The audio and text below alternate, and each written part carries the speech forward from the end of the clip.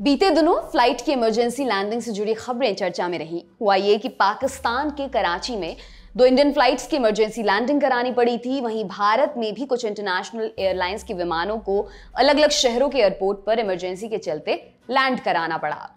इस सब के चलते सवाल ये उठा कि इमरजेंसी लैंडिंग के नियम होते क्या हैं? क्या किसी भी देश में किसी विमान की इमरजेंसी लैंडिंग कराई जा सकती है? इस सवाल का जवाब जानने के लिए हमने एक एविएशन एक्सपर्ट से बात की, लेकिन उससे पहले जानते हैं कि इमरजेंसी लैंडिंग होती कितने प्रकार की है। विमानों की इमरजेंसी लैंडिंग 3 तरह की होती है। फोर्स्ड लैंडिंग, जब उड़ान को आगे कंटिन्यू नहीं किया जा सकता, ये इंजन के फेल होने पर किया जाता है। प्रिकॉशनरी लैंडिंग यानी एहतियाती लैंडिंग, इसमें विमान की उड़ान आगे के लिए संभव होती है, लेकिन ज्यादा जोखिम नहीं लेते हुए विमान को उतारा जाता है। इस लैंडिंग का इस्तेमाल आमतौर पर ईंधन की कमी, मौसम की खराबी, किसी की तबीयत खराब होने पर की जाती है। डिचिंग, जब इमरजेंसी में विमान को पानी की सतह पर उतारा जाए तो इसे डिचिंग कहते हैं। क्या किसी भी देश में विमान की इमरजेंसी लैंडिंग हो सकती है? अब इस सवाल का जवाब जानते हैं।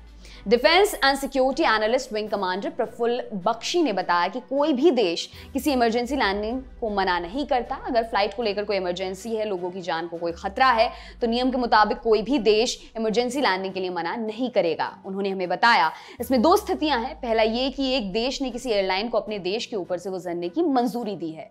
ऐसे में अगर उस एयरलाइन के विमान को लैंड करना पड़े तो उस देश को इसकी परमिशन देनी पड़ेगी, क्योंकि विमान उसके एरिया में है। दूसरी स्थिति ये कि कोई विमान उस देश के एयर स्पेस में भले ही ना हो, लेकिन इमरजेंसी के चलते लैंडिंग के लिए सबसे करीब वही देश हो, तो ऐसी स्थिति में भी विमान के लिए इमरजेंसी लैंडिंग की मंजूरी मांगी जाती है।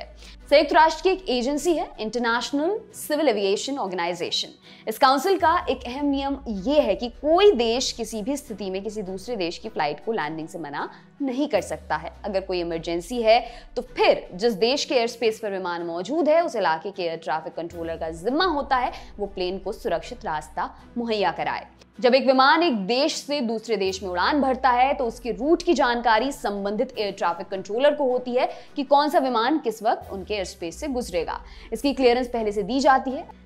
इमरजेंसी की स्थिति में पायलट को संबंधित एयर ट्रैफिक फैसिलिटी से मदद के लिए संपर्क करना होता है और सामने आ रही समस्या बतानी होती है, जैसे ईंधन लीक हो रहा हो, आग लग रही हो या कॉकपिट में धुआं आ रहा हो। तो संबंधित एयर ट्रैफिक कंट्रोलर को इमरजेंसी की सूचना देने के साथ लैंडिंग की अपील की जाती है। उस इलाके के एयर ट्रैफिक कंट्रोलर की ओर से आगे की मंजूरी या जरूरी निर्देश दिए जाते हैं।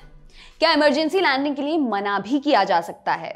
इस सवाल का जवाब भी प्रफुल्ल बख्शी ने हमें दिया। उनके मुताबिक यूं तो इमरजेंसी लैंडिंग को मना नहीं किया जाता, हालांकि अगर ऐसी कोई स्थिति हो जिससे सीधे फ्लाइट की सेफ्टी पर असर पड़ेगा, जैसे रनवे ब्लॉक हो, किसी प्लेन से टकराने का डर हो या रनवे पर पहले से विमान खड़े हों, तो ऐसी स्थिति में लैंडिंग से मना किया जा सकता है, लेकिन ऐसी स्थिति दुर्लभ होती है। कुल मिलाकर कोई देश किसी एयरलाइन को इमरजेंसी की स्थिति में लैंडिंग से मना नहीं करता और सुरक्षित लैंडिंग में पूरा सहयोग भी करता है। जाते जाते एक और बात, एक न्योता है, जुड़िए लल्लन टॉप की नई पहल रंग रूट से। रंग रूट, जहां बात होगी युवाओं की, बात होगी पढ़ाई लिखाई, कॉलेज, यूनिवर्सिटी, कैंपस और करियर की। यूट्यूब चैनल और फेसबुक पेज का लिंक डिस्क्रिप्शन बॉक्स में मौजूद है। लाइक करिए, सब्सक्राइब करिए और दबाकर शेयर करिए। बहुत बहुत शुक्रिया।